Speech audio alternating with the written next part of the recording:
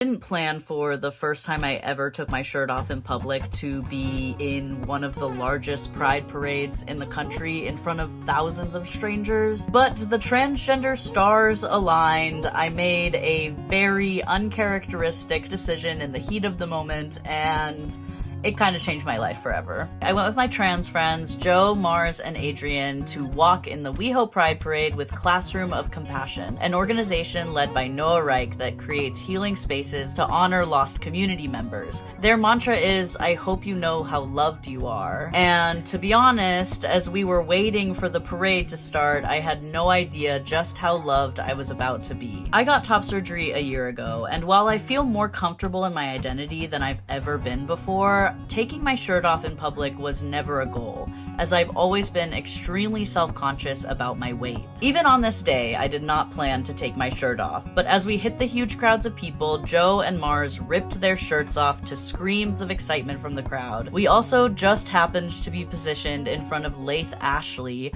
only one of the most famous trans men in the world, who was also, of course, shirtless. In that moment, the volume of queer joy around me drowned out the noise of self-hatred constantly ringing in the back of my head, and I sheepishly pulled off my shirt. Wish I had this moment on film. When I looked up, I realized I had taken my shirt off in front of a huge group of bears. They were screaming and cheering for me. They saw me, all of me, and loved me for it, and I loved them so much too. As we walked, everyone that saw our scars cheered wildly, and I'll never forget the faces of joy that lit up on those in the crowd who had their own top surgery scars or binders or trans tape. Other fat trans people saw me and hugged me and loved me, and I saw them and loved them too. I knew that walking in the parade was gonna be so much fun, but I didn't realize how important it would be to show people that look like me